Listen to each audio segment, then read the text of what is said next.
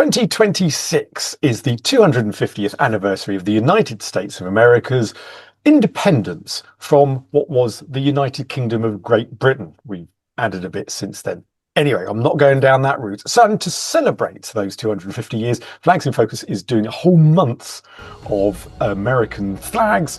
For this, we kickstart that month here with flag stuff with me, Tareth, and co-presenter Joey. Say hello. Hello.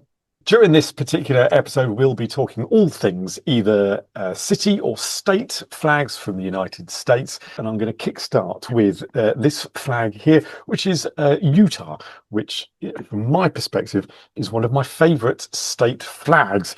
This flag was adopted in March 2023 and became official the following year, same 9th of March 2024. This flag and the old blue seal on a bedsheet that was there ran for another year before the old flag was shut down. Better version of its seal. It's got the strong horizontal grounding, and it's designed to work from a distance and on fabric and digitally as well. They were thinking way ahead on that time, of which it does all of that as far as I'm concerned.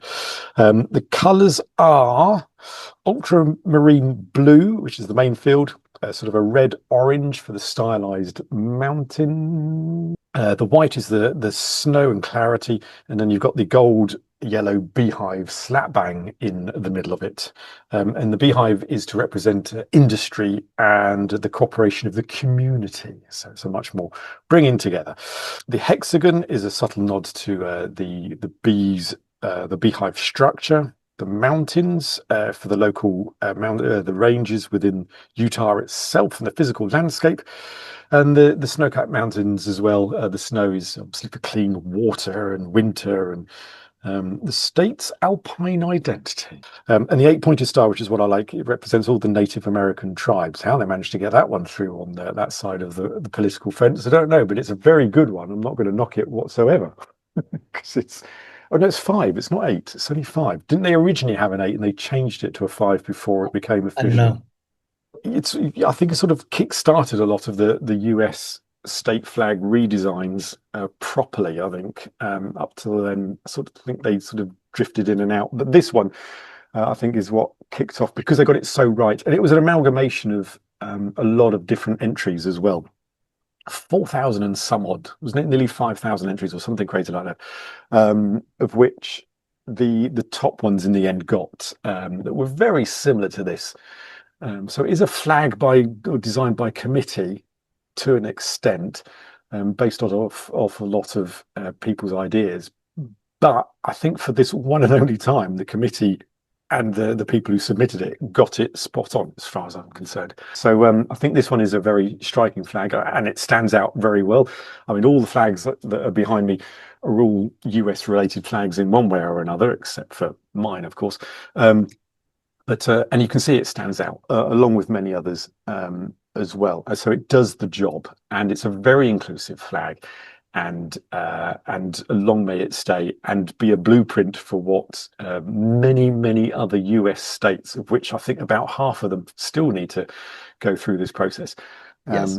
So it is one of my favorite US flags, because there's a few city flags that I do enjoy as well, but that one, state-wise, is probably my favorite. Yeah, to your point, we have so many U.S. state flags that are, as you called it, the seal on the bed sheet with that dark blue in the background. And from a distance, they're virtually indistinguishable. So any design that's different would be an improvement over it. But as you pointed out, this particular design it's distinctive. I mean, there's no other flag that's got a beehive on it. And nor should it. Yeah, and the stripes, they're not, even stripes. There's some character to them. They're a little jagged. I just think it's a really good, solid design. And I wasn't aware that it was by committee, but to your point, I think that they got it right. There have been plenty of times where I think the compromise or the amalgamation of different designs by committee hasn't made a flag live up to its full potential, but I think it does in this case. I wanted to focus on 2 city flags that I think are fantastic. And as it turns out, both of these flags are in the geographic as well as symbolic heartland of the U.S., which in this case is Kansas. So the two flags I'm talking about are going to be Wellington, Kansas, and Topeka, Kansas. And we'll start with Wellington, which you can see over here behind me in the gray and red. It was adopted on March 16th, 2021, following a design contest that coincided with Wellington's 150th birthday. The flag was designed by a woman named Shayana Templeton. She was a graduate of Wellington High School, and when she came up with this design, she picked the school colors of Wellington High School, which is why you see gray and red. It was a very popular finalist flag. Because the color structure is so unusual, you don't really see gray that often in a flag, at least not as a dominant color. And the gray and the red go very, very well together. And I think that's why that particular flag stood out. The flag design is symbolic of Wellington's history of agriculture, specifically the growing of wheat, which you can see on the flag as well, the stylized wheat. Wellington is designated as the wheat capital of the world. I don't know if that's their own designation or someone else did it, but they are very heavily invested in wheat in Wellington. What I think is really, really cool about this is that the wheat stalks are stylized to look similar to railroad tracks because the railway was very important, especially in the early years of Wellington's existence.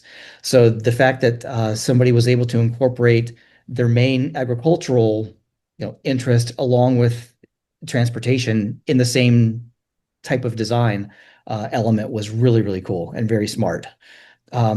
Fun fact, this flag is actually from Wellington, Kansas.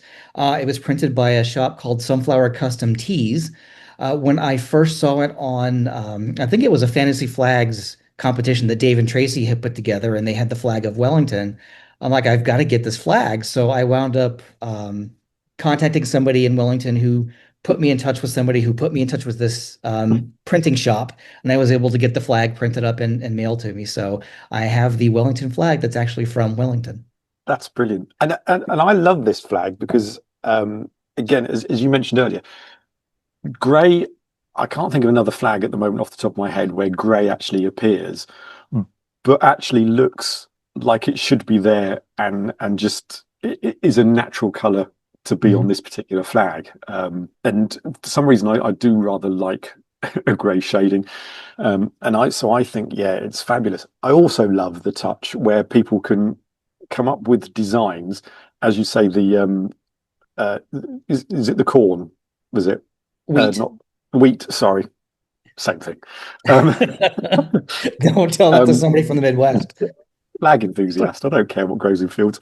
But I love how you managed to get the wheat out of it, and then they managed to throw in the rail tracks in it. I think little details like that once you know it's there is brilliant. I have debated when I have seen this flag before of whether the fly side is too big, and whether that grey, that split in the middle with the corn grown whatever, it should be in the middle. But I don't think it should be. I think what they've got is spot on, and even the shape of it as well. It's not a square on like I don't know, the UAE flag, for example, which is it's a great design. I can't fault it. There should be nothing added nor taken away from this flag. Agreed. And I think that the fact that the wheat is not centered, and the fact that the hoist side of the flag, the 1/3 of that side is gray and the rest of it is red.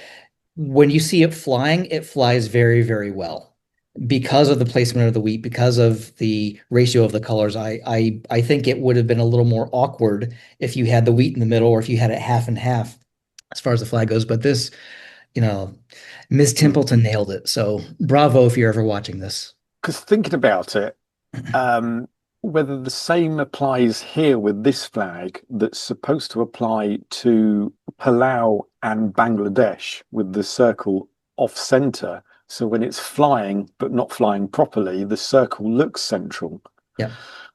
And I wonder whether the same thing happens with this one, whether it sort of looks like when it's sort of hanging there, that it is a 50-50 look. I don't know. It's just come to mind when you've said it's just, off center. It'd be interesting to see if it's being used in other things. I assume apart from the college or school that the colors are based off of anyway. It'd be interesting to know. I'll have to have a look to see what else it's been adopted by and used in other ways, which would be, I mean, that's the way that ultimately a flag is, especially for city flag. I would assume it has been because the city's website said that the flag is in the public domain for use. So I've got to Mm. imagine uh, at least some businesses or other organizations have taken advantage of this and used that flag. Even if you monochrome the whole flag black and white, this is why I use Hmm. stupid words. Um, you still would know instantly what that flag is, and the design of the wheat is would scream what that flag's all about anyway. So it does a great job. I love it. Absolutely Yeah. love it. And the other flag I'm talking about is similar in that the main design element is also off center, and the colors are basically one third and two thirds as well. And that's Topeka, which you can see behind me over here. It's also relatively new. It was adopted in November of 2019 after a Topeka Young Professionals organization spearheaded a contest to redesign the flag. The original flag of Topeka was adopted in 1977. Um, it has the same design as the flag of Benin, um, almost the same colors, but not quite. It has a white stripe on the hoist, a white vertical stripe on the hoist, and an equivalent sized gold stripe on top, and then a green stripe below that. And within that white stripe is the Topeka town seal of green and gold. So again, your seal on a bed sheet, but not quite as hideous as U.S. state flags. So I was glad that this professional organization said, okay, let's have something a little bit better than this. So this was one of the finalists in the design contest, and I believe it carried the day with like 75% of the vote. So fantastic flag. And I don't know if it was a single design or an amalgamation design. But the colors, each color represents something unique. The gold represents the nickname of Topeka, which is the Golden City. The green is the fertility of the Kaw Valley. You can see the green arrow right here. White represents Topeka's historical significance as a community fighting for a more just society for civil rights. If you've ever heard of Brown versus the Board of Education, which was a 1954 Supreme Court decision that said it was unconstitutional for state-sponsored segregation in public schools, that was from Topeka. So Topeka has a quite a long history of trying to fight for what's right. Blue represents trust and stability and tranquility, which Topeka has modeled in the face of adversity. Their slogan, not mine. The colors also represent a combination of the colors of the old Topeka flag, which is white, green, and gold, and the Kansas flag, which is that dark blue color. It is a seal on a bed sheet. It is dark blue with the state seal on it, with a big old sunflower because Kansas is the sunflower state. So they wanted to take at least that part of the design element, make it more modern, and that's what you see here with the stylized sunflower. It pays tribute to the fact that Topeka is the capital city of Kansas, which is the sunflower state. That's its nickname. The nine petals represent the nine founders of Topeka, and the green arrow that you see here has an interesting meaning. It represents a statue of a Native American who stands atop the Kansas State House building, pointing his arrow toward the North Star. And you can't see it on the flag because it's below the camera here, but there is a star on the upper fly side that the arrow is pointing toward. This pays tribute to the Kansas state motto of ad astra per aspera, which in Latin means to the stars through difficulty, which I thought was really, really cool. The motto speaks to Topeka's birth through adversity during the Civil War, as well as the community's significance in the fight for civil rights. One thing that I also like about this flag is that to me, it's a map. So if you look at Kansas on a map, it's relatively rectangular.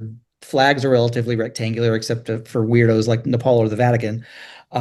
The placement of that star, that North Star on the flag of Topeka, is where Topeka is located in Kansas. When you look at Kansas on a map, and Topeka is the capital, which is represented by a star. So it's a map. And I thought that that was really, really cool. This is another one of my favorites because there's so much sitting there, but in its simplicity. That's what I love about these flags is that, yeah, there's a lot being talked about, but visually it's all very crystal clear and quite cunning. I must admit, annoyingly, This flag does remind me of the BP logo, but that's not their fault. That's BP's fault, to be fair. Um, but apart from that, and I didn't get that the green is almost like a compass pointing to the North Star. That's quite a cunning little touch as well. It's a very subtle thing that just adds a little bit more meaning to the flag. And again, this is, as you said, it's another third two-thirds split, isn't it? This one. Yes, roughly, yes. Which But I tend to like those. I think it adds balance when it flies, hmm. especially. Moving on to slightly different things or a different way of looking at things now. So far we've been looking at specific flags.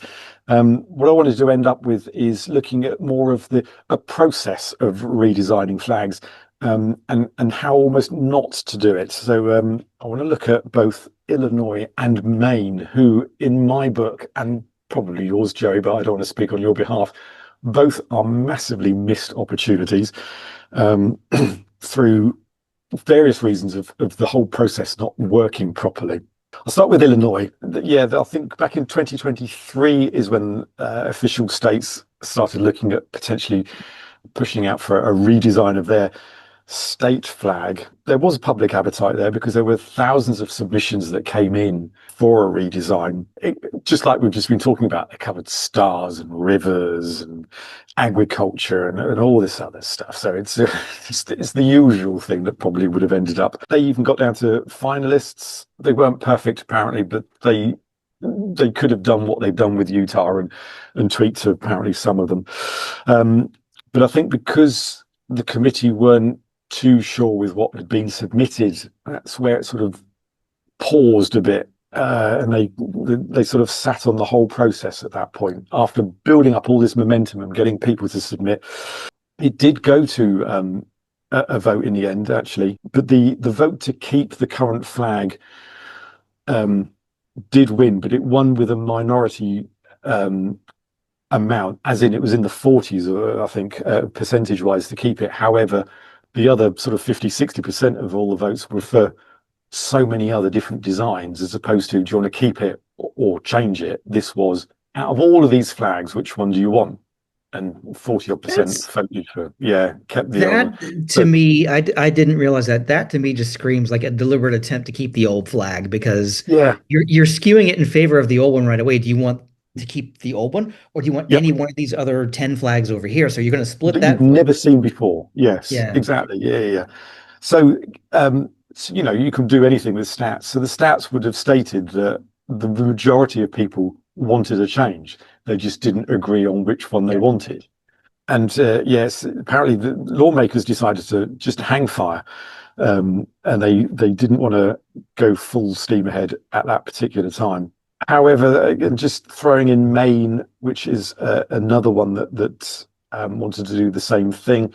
I think there was a push more to sort of go back to the original pine flag, Yep. but not necessarily the same original one. So sort of an updated redesign version of the original, which and I did see a number of variations of that, some much better than others.